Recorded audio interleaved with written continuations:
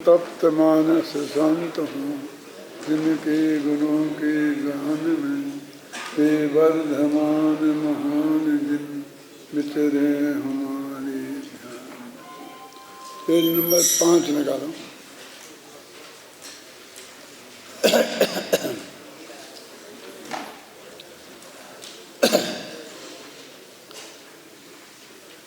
तीन प्रकार के वर्गीकरण टीकाकारों के दिमाग में रहे हैं, जिनकी चर्चा अपन ने अभी यहाँ की। एक ज्ञान तत्व प्रज्ञापन, ज्ञेय तत्व प्रज्ञापन और चरणानी योग सूचक चूलिका। दूसरा सम्यक ज्ञानाधिकार, सम्यक दर्शनाधिकार और चारित्राधिकार। और तीसरा देव शास्त्र गुरु। ऐसा भी उनके दिमाग में रहा है और उसकी अपन ने चर्चा विस्तार से की। देखो, जो अपनी देवशास्त्र गुरु की पूजन है ना, उसमें भी जयमाला छोटी सी लिखनी थी, तो उसका भी दिमाग में प्लानिंग हुआ, तो उसमें प्रकट हुआ है। वो लिखा उसमें, जिन प्रवचन जिन वाणी नियम सार निर्ग्रंथ गुरु करे कर्म की। हाँ है ना, समय सार जिन देव है, तो वहाँ भी देव शास्त्र गुरु तीन की पूजा अपन करने खड़े हुए हैं। तो तीन महाशास्त्र समय सार, प्रवचन सार और नियम सार को ध्यान में रखा। भगवान की भक्ति करना हो, देवशास्त्र गुरु की भक्ति करेंगे ना, तो भी देवशास्त्र गुरु की चर्चा करनी पड़ेगी। देवशास्त्र गुरु का स्वरूप समझाएंगे तो भी देवशास्त्र गुरु की चर्चा करनी पड़ेगी। जिन मार्ग के प्रतिपादन की पद्धति बताएंगे तो भी देवशास्त्र गुरु की चर्चा करना पड़ेगी। माने कई तरीके से लौट फिर करके हम यहीं आ जाते हैं। माने जो विषय वस्तु आपको इस प्रवचन सार में बताई गई है, वो विषय वस्तु अनेक प्रकार से मोक्ष मार्ग ही है। माने रत्नत्रय ही है, सच्चे देवशास्त्र गुरु ही हैं। अब इनको आप देखो, करीब 4 परिभाषाएं मोक्ष मार्ग प्रकाशक में सम्यक दर्शन की उन्होंने बताई। तो उन्होंने यही स्टाइल छापी। तत्वार्थ सिद्धानम सम्यक दर्शनम, देवशास्त्र गुरु की श्रद्धा सम्यक दर्शन है, आत्मानुभूति सम्यक दर्शन है, मतलब ऐसे ही लिया ना। और स्वपर सिद्धांत सम्यक दर्शन है, वेद विज्ञान। तो वही अब आप उनसे मिलान करके देखो तो वही 4 अध्याय आ जाएंगे। मतलब वही विषय वस्तु को हर आचार्य बताना चाहता है, वही उतना ही मोक्ष मार्ग है। कहीं से भी आए वो लौट कर वहीं आ जाता है। और टोडरमल जी को जो उपलब्ध था, उनको उन्होंने यहाँ पर वो किस तरह से कोई 4 रास्ते नहीं हैं, 4 मोक्ष मार्ग नहीं हैं, बल्कि एक ही है। 4 सम्यक दर्शन नहीं है, बल्कि एक ही है। और किस तरह वो 4 प्रकार से कहा गया है। 4 प्रकार से कहने का हेतु क्या है। ऐसा नहीं कि 4 जब जिसको जो मिला तो उसने कह दिया। उनको श्रावका का धर्म बताना था। व्यवहार धर्म से जो श्रावकाचार है वो समझाना था। तो उन्होंने देवशास्त्र गुरु की श्रद्धा को सम्यक दर्शन रखा। मैंने उसमें कोई समझदार वो होगा तो वो बताएंगे कि ये पूरी किताब में क्या लिखने वाले हैं, उतने से ही जान लेंगे क्या कि पूरी किताब में क्या लिखने वाले हैं। अब यदि तत्वार्थ सिद्धांत सम्यक दर्शन लिखेंगे तो ये पूरी किताब में क्या लिखने वाले हैं। अब पढ़ो, पहला दूसरा सूत्र पढ़ते हैं। दूसरा इसलिए कहता हूँ कि पहले में मंगलाचरण लिख देते हैं बहुत से लोग, तो वो शुरू में अपनी बात प्रकारांतर से कह देते हैं कि मैं तुम्हें ये समझाऊंगा। समय सार में सिद्ध अवस्था प्राप्त करने की मुख्य उद्देश्य से बात करी थी, तो उन्हें बंदित्व शब्द सिद्धे कह दिया। इन्हें पूरे मोक्ष मार्ग की स्वरूप की बात करी है, समझे ना। तो इन्होंने 5 गाथाएं मंगलाचरण में ले ली। अब 5 गाथाएं क्यों ले ली, कैसे ले ली, वो तो चर्चा अपना आगे जब प्रवचन करेंगे तब करेंगे। लेकिन उसके पहले वे 3 गाथाएं मंगलाचरण के छंद अमरचंद के भी हैं, तो उनकी भी अपन को बात करनी है। फिर आएगा ना गाथाओं का नंबर, तो आज अपन ये पूरा कर देंगे। तो यहाँ ये कहते हैं कि अपने तीनों की कॉमन बात अलग अलग हो गई। देवसास गुरु क्यों रखा, ये क्यों रखा, ये क्यों रखा, ये सब बात कह दी। अब ये दूसरा पैरा निकालो 5 पेज का। इस प्रकार देवादिदेव महाधिकार, शास्त्र महाधिकार और गुरु महाधिकार के रूप में भी वर्गीकरण किया जाना अयुक्त नहीं है। पूरे नाम देखो, अधिकार तो रखे ही है, और चूँकि बीच बीच में छोटे छोटे अधिकार होते हैं तो अपने आप महाधिकार लिखना जरूरी हो गया। और फिर जिसमें जो बताना है वो लिखना है, और देव का स्वरूप बताना है, तो देव और देवाधिदेव, इस तरह से उन्होंने ये नाम रखे हैं, तो वो सार्थक नाम हैं। फिर भले ही अपन देवाधिकार ऐसे इतना ही बोल दें, लेकिन इतना ही बोलेंगे तो फिर एक महाधिकार में देवाधिकार नाम का यह अधिकार अलग है, तो फिर नया भ्रम खड़ा होगा। इसलिए पूरे ही बोलें वही अच्छा है।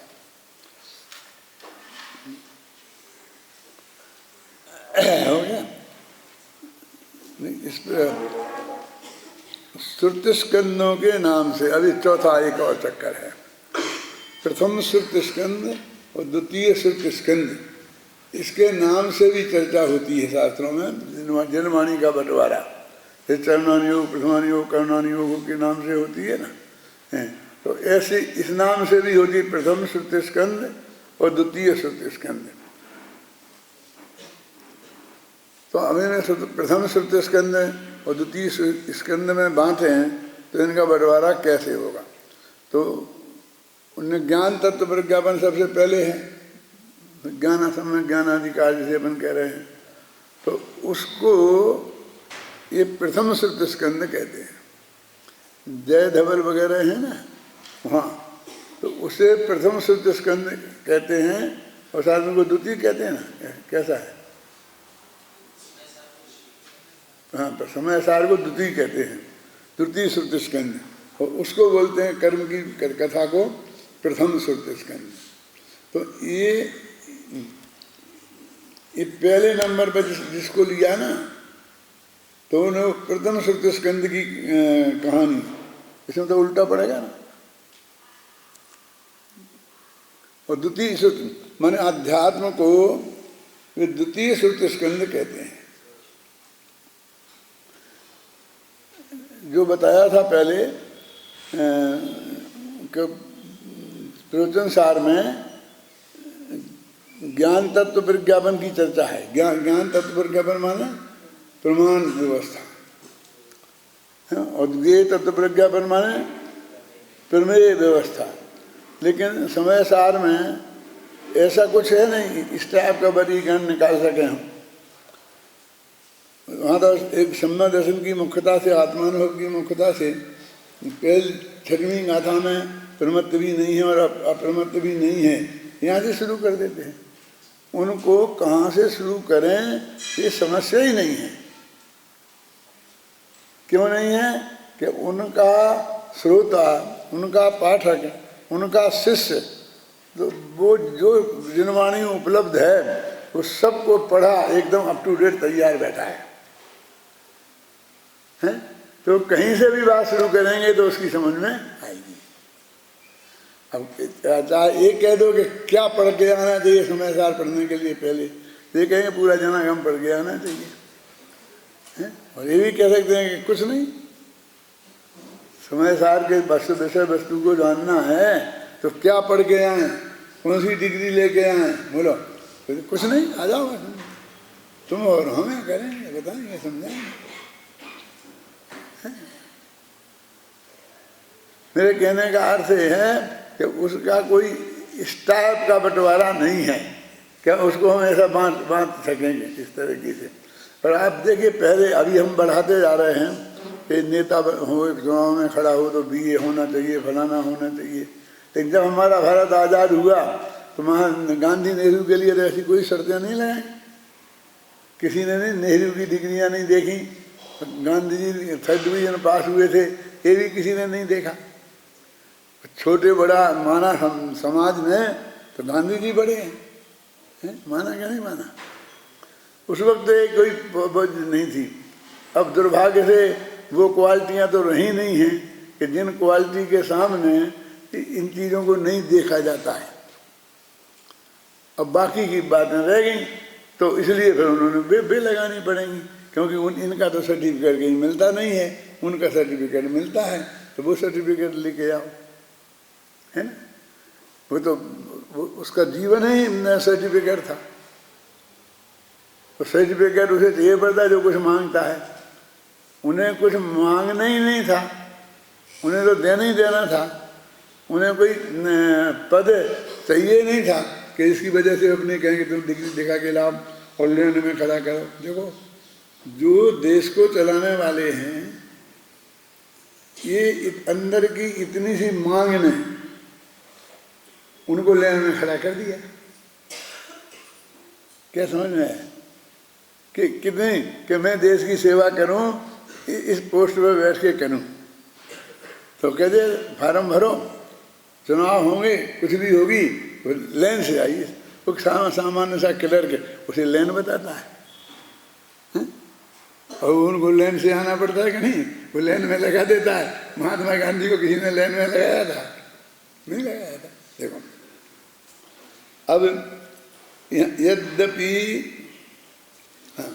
तात्पर्य वृत्ति में एक आध 2 लाइन छूटती है तो उसमें मर्म पूर्ण बात छूट जाती है। तात्पर्य वृत्ति में आचार्य जयसेन ने अपने वर्गीकरण को पातनिका के रूप में यथास्थान सर्वत्र स्पष्ट किया ही है। जानते हो पातनिका नाम पहली दफे सुन रहे होंगे। ये पहले अध्याय में हम क्या देंगे ये बता रहे, फिर दूसरे में क्या देंगे, तीसरे में क्या देंगे। तो इन्होंने क्या किया है कि पहले अधिकार में भी फिर सबसे पहले क्या देंगे, कितनी गाथाओं का ग्रुप देंगे कि 5 गाथाओं का ग्रुप देंगे। तो उसमें क्या करेंगे कि मंगलाचरण करेंगे। तो उस मंगलाचरण में क्या करेंगे, पहले अरहंत भगवान का कहेंगे, फिर सिद्ध का करेंगे, फिर विदेश क्षेत्र वाले अरहंतों का करेंगे। तो ऐसे सब बताते जाते हैं। वो माने वो कम से कम 100-200 दफ़े बताते हैं। हर एक वो निकालते हैं हिस्सा कि इतने हिस्से पर मैं व्याख्यान करूँगा, तो उसमें भी हम क्या देंगे वो सब बता देते हैं। अपनी किसी किताब में इस टाइप का किया है। हाँ, प्रशिक्षण निर्देशिका में है ना कि अभी पहले पाठ में ये बताया था और इस पाठ में ये बताएंगे। वो अध्यापक विद्यार्थी को कहता है, उसने ये सब बात बताई ना। देखो इस सारी चीज़ें कुंद कुंद की उसमें उनमें आ गई, उन आचार्यों की। माने जो नए विज्ञान के विकास में जो चीज़ें आई हैं वो उनकी उन पद्धतियों में मिलती हैं। जब जैसे ना ताजे तक वो आई थी तो उनको बराबर बताना, हर दफ़े बताना कि इसमें सम्मा दर्शन करेंगे, फिर 20 गाथा में सम्मर्शन करेंगे, फिर 3 में ज्ञान करेंगे, फिर ये करेंगे, फिर 20 में 6 में ये करेंगे, ये करेंगे, फिर 6 में 2 में ये करेंगे, 4 में ये करेंगे। ऐसा वो बताते जाते हैं। उसको बोलते हैं पातनिका। और उस पातनिका को भी है ना कई नाम देते हैं, आद्य पातनिका, मध्य पातनिका। मैंने इसको भेद करते करते बहुत ये करते हैं। आप जानते हैं जैन सिद्धांत कोश देखा ना आपने, ऐसा खोल के भी देखा होगा। कितने प्रकार के टाइप है उसमें, समझे क्या पूछ रहा हूँ? वो छपा है तो उसमें कितना प्रकार के टाइप हैं। ये पेज है ना अपना, तो इसमें कितना प्रकार के टाइप हैं। देखो अभी देखो तुम्हारे सामने ही है।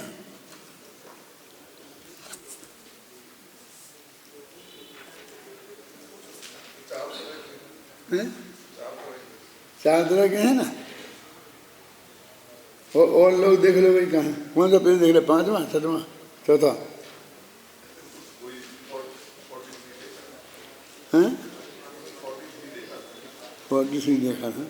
मैं इसलिए कह रहा हूँ कि मैं मेरे सामने जो खुला है उसके लिए मैं कह रहा हूँ।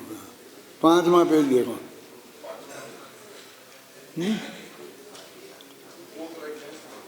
आप लोग दो तरह के, तो ऐसे टाइप जिन्हें सिद्धांत कोश में 6 तरह के। अब ये जब हम वो किताब का पहला पेज छपने को देते हैं, समझना, उस दिन हमें ये नक्की करना पड़ता है कि हम कितने प्रकार के टाइप देंगे। और वो नक्की कब होता है? जब वो अंतिम उसका पेज छपता है, तब तक कि क्यों कैसे होगा? क्योंकि जब हम कोई सूची ऊँची बनाएंगे वहाँ हो सकता है वहाँ बदलने टाइप, वो टाइप बदलते हैं, वो भी किसी कारण से बदलते हैं, समझ गए ना? क्या कारण हो सकता है?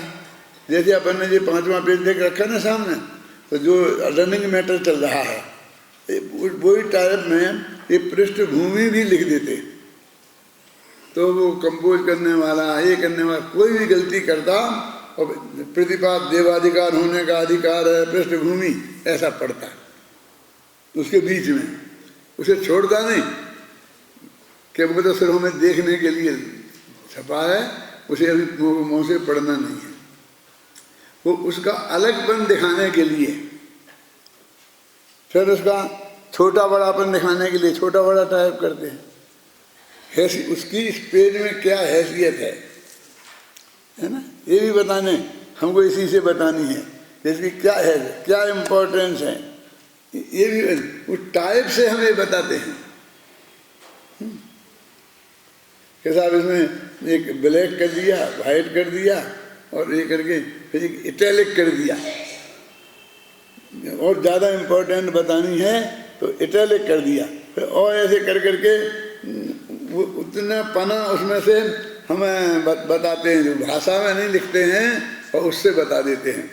और जो उसकी निगाह वाला होता है वो एकदम समझ में आता है, बाकी के पढ़ते चले जाते हैं, उनके लिए कुछ नहीं है वो, है ना। आप प्रेस में जाएंगे, हम कहें जी अभिनंदन जी एक किताब जयपुर प्रिंटर्स में दे देना कि छपने में जाएगी, तो आप जाओगे देने के लिए वहाँ पर, तो उसे दोगे कि साहब उन्होंने भेजी है किताब छपने, तो वो मालूम क्या कहेगा कि कितना टाइप में छपेगी, कौन सा टाइप आएगा, 16 नंबर, 18 नंबर, 15 नंबर, आप जानते ही नहीं हो, हैं? ठीक है, आपने टाइप पूछ जाओगे अगली दफे में, फिर वो जाएगा मेजर क्या रहेगा, कि मेजर क्या होता है, माने इसकी चौड़ाई क्या रहेगी, लंबाई क्या रहेगी पेज की, एक एक पेज का ये सब तय होता है। ये सब पहले दिन बताना पड़ता है, नक्की करता है कि जिसकी किताब छप रही उसकी, और वो प्रेस वाला पूछता है, और वो नहीं पूछे वो प्रेस वाला नहीं, आप समझे ना, और जो नहीं बताए वो किताब लिखने वाला नहीं है। ऐसे कागज में ऐसे कुछ भी लिख दिया और जरिए छाप देना, और उसने कुछ पूछा नहीं, तुमने कुछ बताया नहीं, तो कैसा छपेगा? मेरे पास के याद है एक पेज में एक लाइन कहाँ से छपी कोई नक्की नहीं है, कोई यहाँ से, कोई यहाँ से, कोई यहाँ से, कोई कौन सी टाइप में कौन है, वो जो बिल्कुल 4th क्लास का वो कंपोजिटर होता है कहाँ कर दे, और वो किरकिरा कर देता है, और मेरी भी छप गई, तेरी भी छप गई कुछ पता नहीं है। अभी हम मुझसे पूछें कौन सी टाइप में छापी, कौन सा किया, हेडिंग में कह दिया, इसमें क्या किया, तो कुछ नहीं किसी को पता। मतलब इनमें भी बहुत चीज़ें सीखने की हैं। नहीं तो ऐसा क्यों होता है कि आप यहाँ पर वो बना देते हो मानना, फिर आते हैं नरेंद्र कुमार जी और पूरा तोड़वाते हैं, ये पलंग मांगी करो, ये 4 इंच पीछे करो, फिर ये इधर लगाओ, फिर इधर लगाओ, क्यों करते क्या नहीं करते हो? तो कुछ उसमें होता है क्या? क्यों माथा खराब करते हो? क्या फर्क हुआ? भगवान तो ऐतराज करते नहीं, जैसे पे बैठा लोगे बैठ जाएंगे कि नहीं पंडित जी आप समझते नहीं हो, आप समझते नहीं हो, हमको 4 दफे सुनना पड़ता है कि आप समझते नहीं हो। होता क्या नहीं होता? हर एक के दिमाग में वो सेट होता है, होना चाहिए, नहीं तो वो काम नहीं कर सकता। देखो यहाँ अब मैं वही बता रहा हूँ कि सब चीजें जो लिखी हैं शुरू में कि इसमें ये सब नक्की हुआ है क्या? पेड़ बदल गया, 5 ही चल रहा है ना।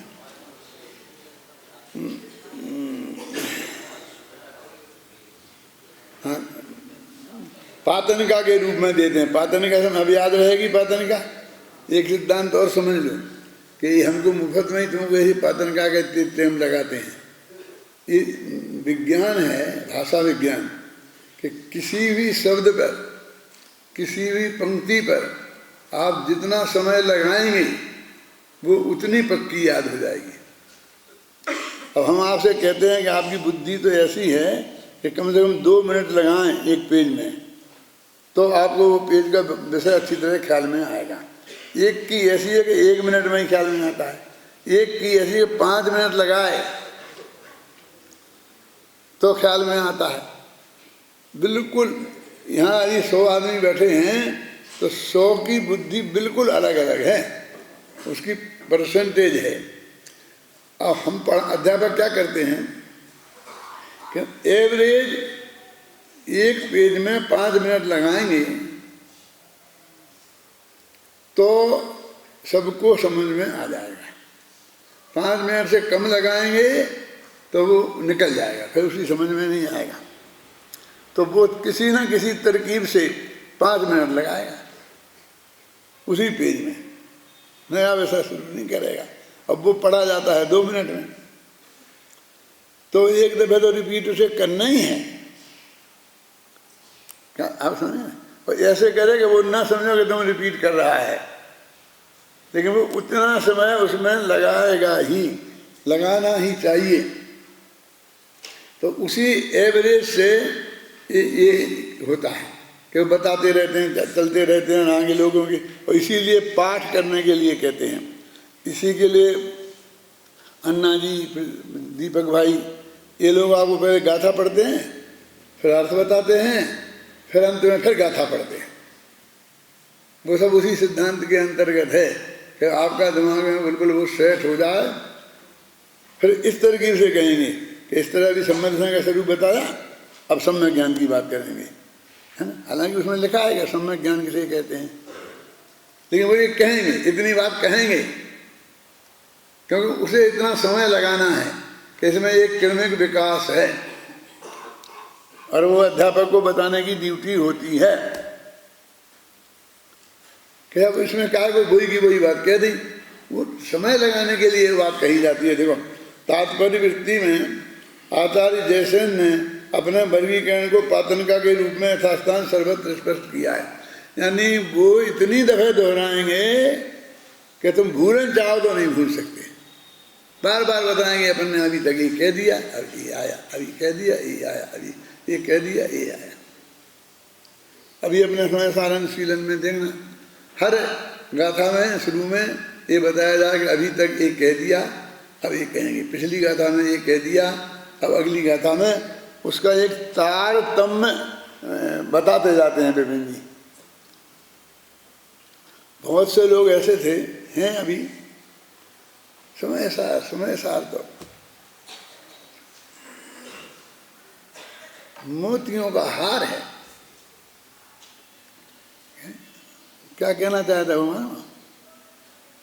मोतियों का हार है, क्या बहुत प्रशंसा कर रहा है। अरे वो निंदा कर रहा है। मोतियों का हार है माने उसका एक एक मोती अलग है, पिछली गाथा का पुरानी गाथा से कोई लेना देना नहीं है। समझ गया? मुक्तक माने जैसे ये है तो इसका इस मोती से भले ही ऐसा रखा है लेकिन वो उससे जुड़ा नहीं है, बिल्कुल अलग अलग है, ये कहना चाहता है। उसे मुक्तक काव्य बोलते हैं। और एक होता है प्रबंध काव्य, कि जो पहले से दूसरी पंक्ति, दूसरे से तीसरी पंक्ति जुड़ी है, कई दफे तो दो दो अक्षर भी जुड़े होते हैं, है ना, ऊपर की पंक्ति से लेना पड़ता है तब अर्थ निकलता है। बता सकते हो कोई ऐसा काव्य तुम लोगों को याद है? उसमें पूछ रहा हूं।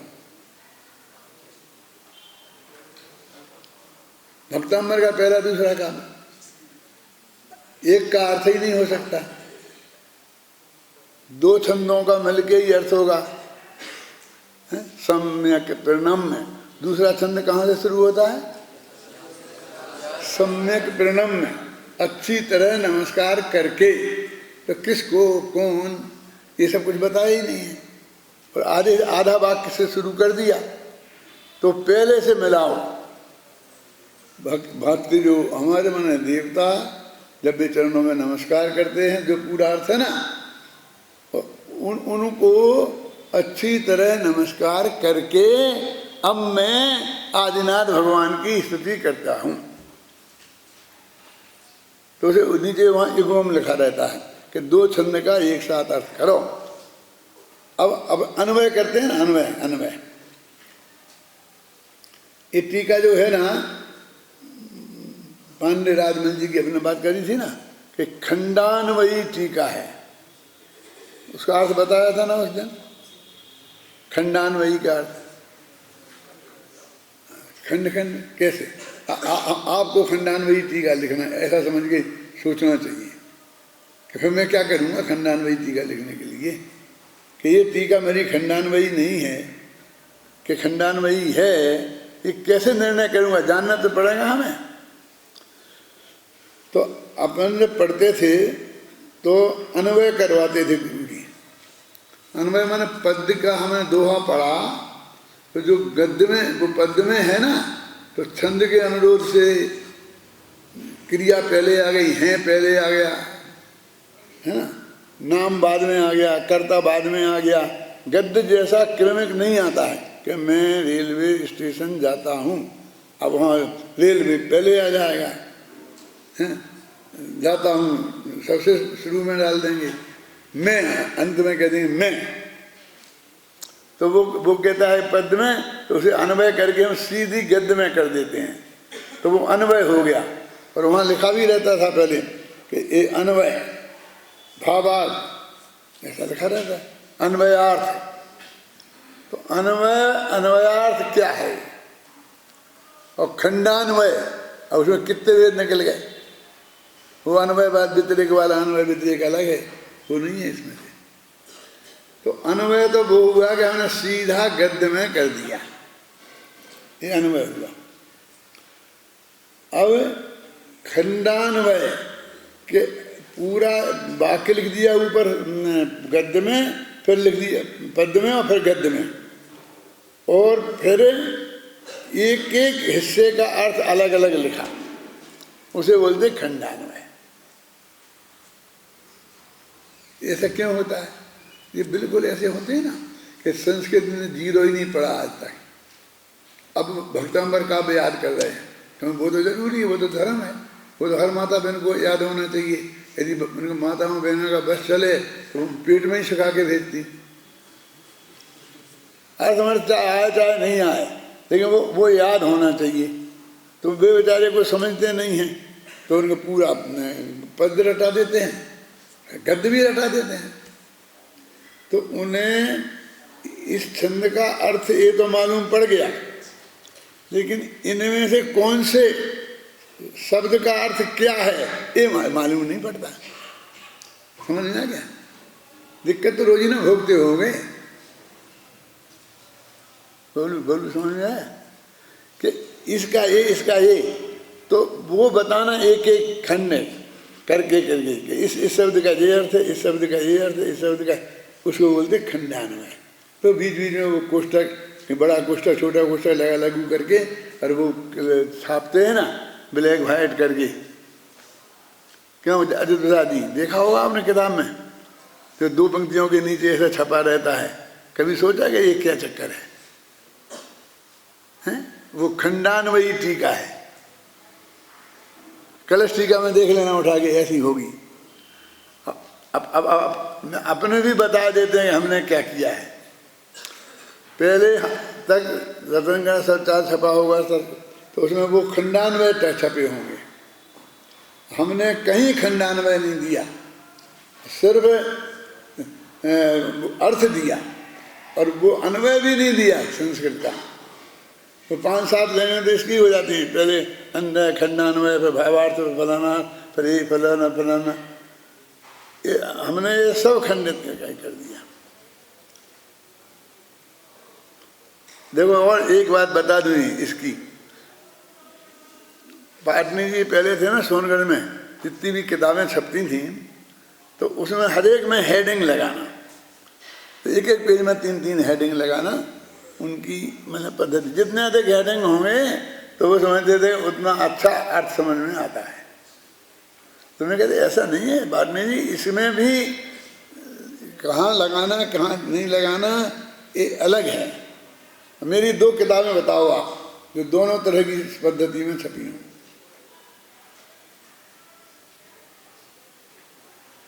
मैंने तो लिखने के पहले वो सोची होगी बात। अब जैसे किरमत पर्याय है तो उसमें कोई हेडिंग बीच में नहीं है, बस 2 हेडिंग है पूरी किताब में।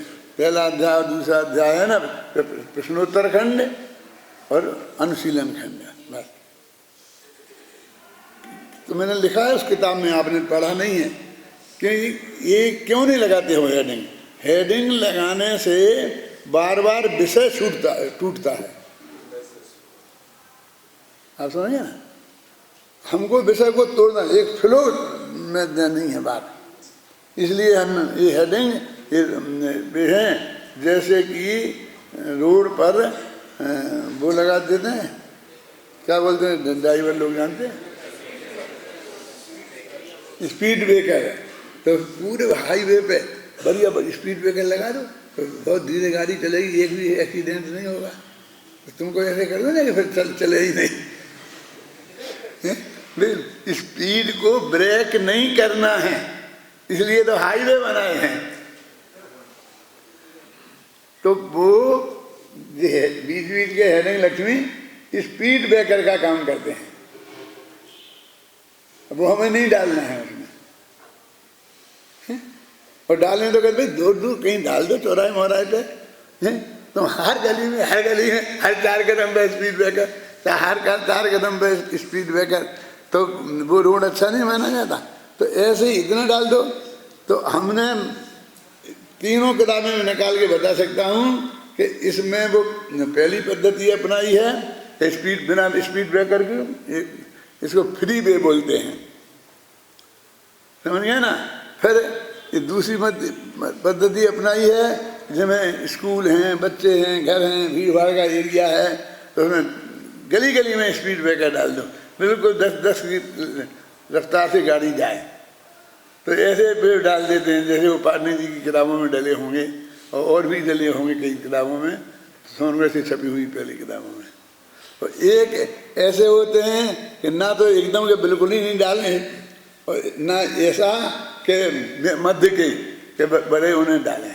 तो मैं उस तीनों किताबें आपके सामने रख सकता हूँ, लेकिन आपके सामने तो रखी थी ना आज तक, किसने छपाई थी।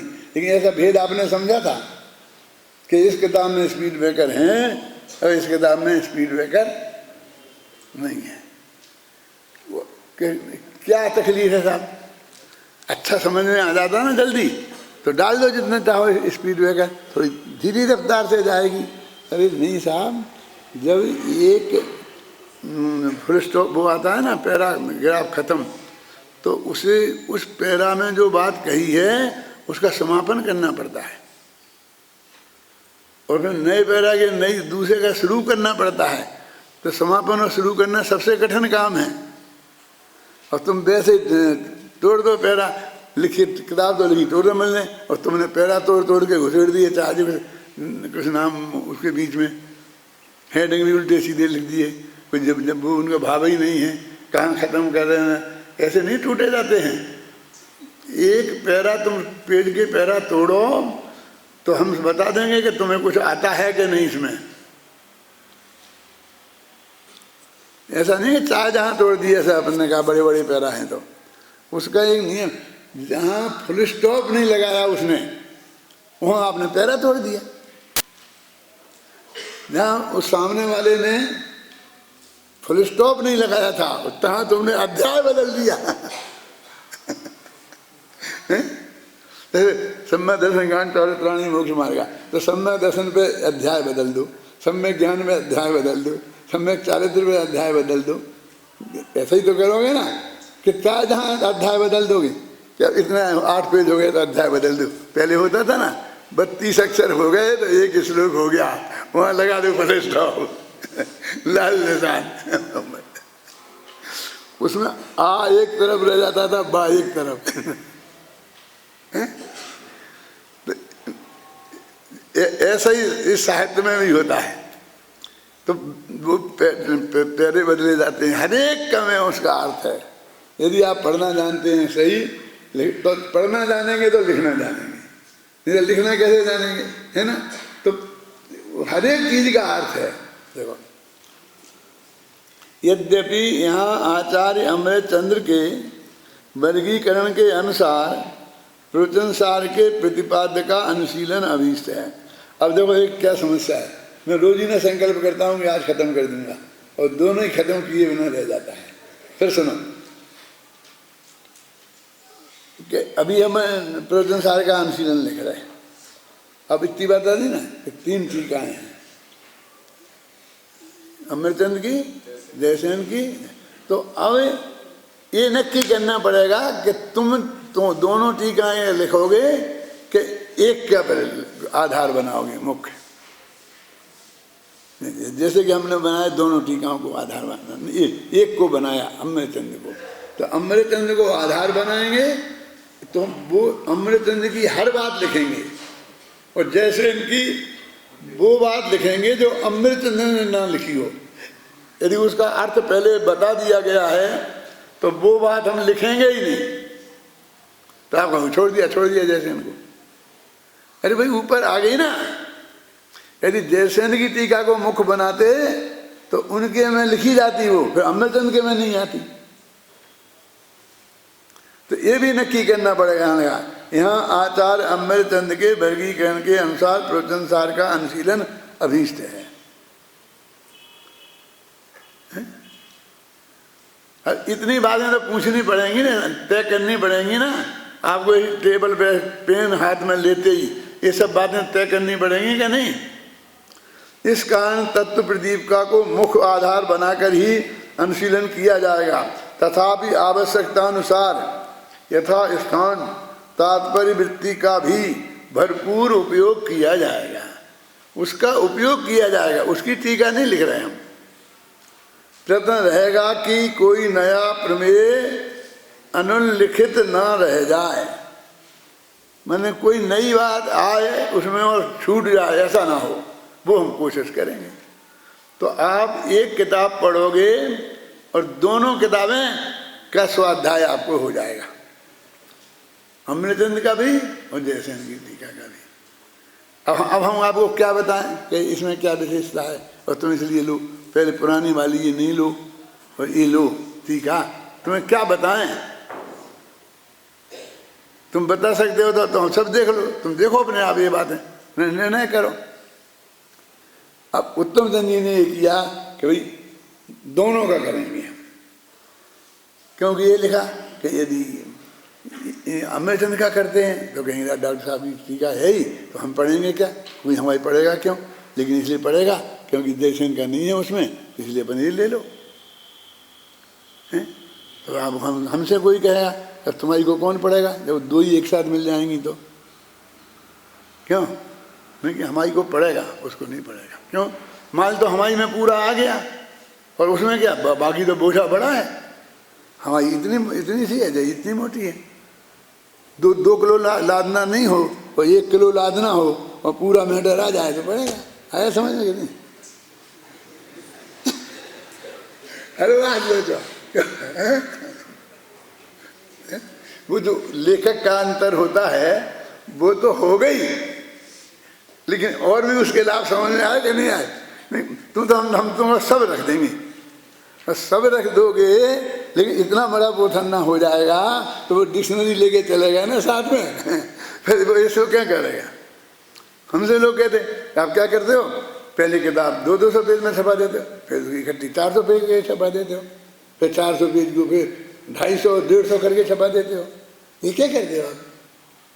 बार बार लोगों को चाहते कि लोग खरीद ले रहे हैं। क्यों? किताब एक ही घर में 4 पहुंच जाएं। अरे बनिया और तुम क्या सोच सकते हो?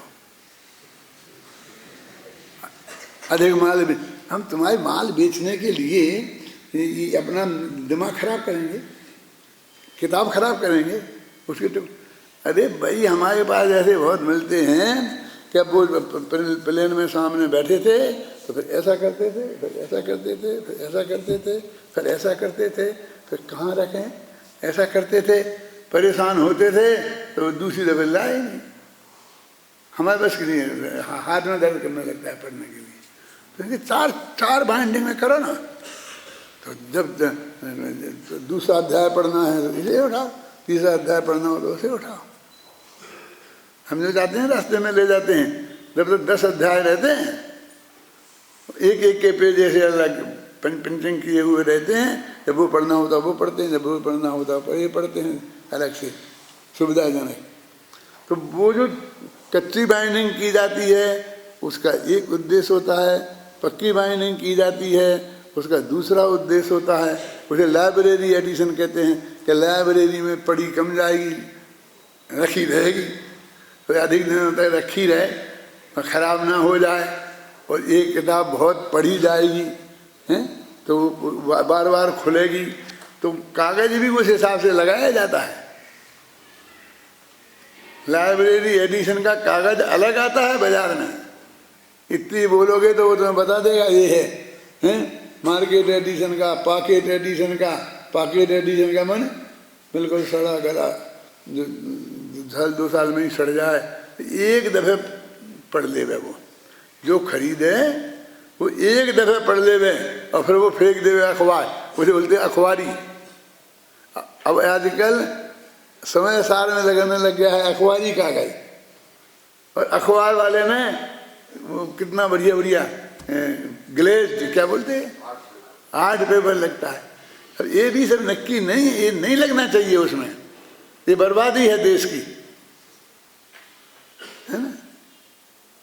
वो एक दफ़े पढ़ करके फेंक देना है, तो उसमें वैसा कागज लगना चाहिए।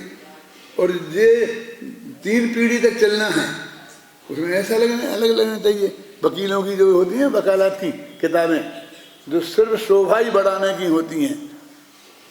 एक वकील दूसरे वकील से लाइब्रेरी खरीदता है और वो जिंदगी में सफाई करता है, एक नहीं 90% किताबें वो वकील सारी जिंदगी निकल जाता है और खोलता नहीं है। तो उनकी वो दिखने वाली दिलदई बढ़िया होती है।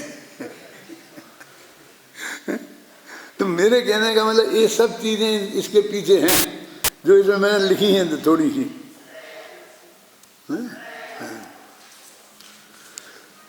यद्यपि आचार्य अमृतचंद्र के वर्गीकरण के अनुसार प्रवचन सार के प्रतिपादक अनुशीलन अभीष्ट है, समझ में आ गया है? इस कारण तत्व प्रदीपिका को मुख्य आधार बनाकर ही अनुशीलन किया जाएगा। तथापि आवश्यकतानुसार यथास्थान तात्पर्य वृत्ति का भी भरपूर उपयोग किया जाएगा। प्रयत्न रहेगा कि कोई भी नया प्रमेय अनुल्लिखित न रह जाए, है ना। और इस अनुशीलन में आचार्य अमृतचंद्र के तत्वप्रदीपिका की पांडे हेमराज जी कृत ब्रज भाषा में की गई टीका का पंडित मनोहर लाल जी कृत आधुनिक हिंदी अनुवाद और पंडित हिम्मत लाल जेठालाल शाह गुजराती के अनुवाद का पंडित परमेशी दास जी कृत हिंदी अनुवाद और कविवर वृंदावन दास जी के प्रवचन सार का परमागम और आध्यात्मिक सतपुरुष कांजी स्वामी के प्रवचनों का भरपूर उपयोग किया जाएगा। कितनी अच्छी कैसे बन गई, इतने मसाले डाले हैं।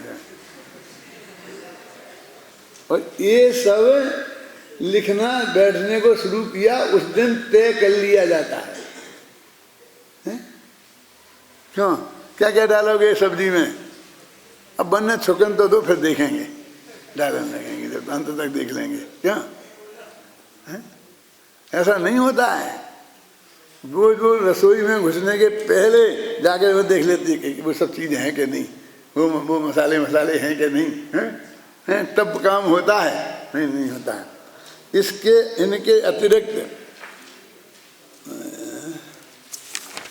तत्व संबंधी अन्य उपलब्ध साहित्य का उपयोग भी विषय वस्तु के स्पष्टीकरण की आवश्यकतानुसार यथास्थान बिना संकोच किया जाएगा।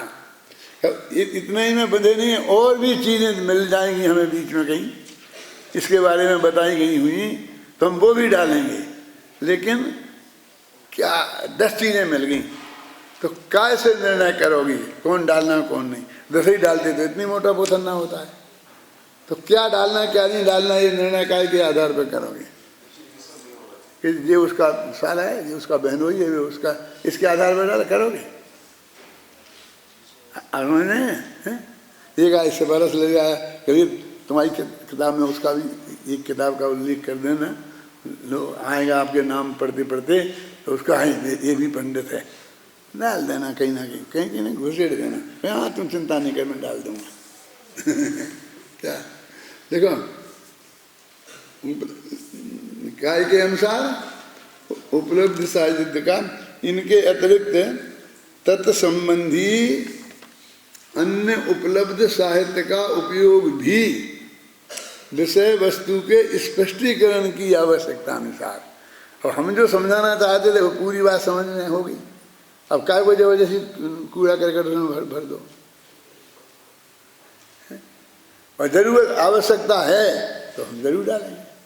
माने तुम रख दो, तुम्हारे हिसाब से नहीं, हमारे हिसाब से जरूरत पड़ेगी तो उपयोग हो जाएगा, और नहीं पड़ेगी तो नहीं होगा, ये पक्का समझ के जाओ यहाँ से। तो वो शास्त्र के प्रति ईमानदार है। क्या कितनी सीधी सच्ची बात है। तेरी सिफारिश माने और शास्त्र की नहीं माने। शास्त्र की उपयोगिता के आधार से वो चीज़ वहाँ जरूरत होगी तो दी जाएगी, और नहीं होगी तो नहीं दी जाएगी। आजकल तो ऐसा होता है कि एक किताब में सोंठ मिर्च पीपर की दवाई लिख देते हैं कि आज के लोगों को बहुत काम आती है, हैं? तो इसमें उसकी सिरदर्द की दवाई लिख देते हैं। मैं कहा इस किताब में जरूर लिख देना सिरदर्द की दवाई, क्योंकि इस किताब के पढ़ने से सिरदर्द बेवजह नहीं रहेगा, सिरदर्द बेवजह नहीं रहेगा। कि हमारी में क्यों लिखता है? हमारी में सिरदर्द किसी को होने ही वाला नहीं है।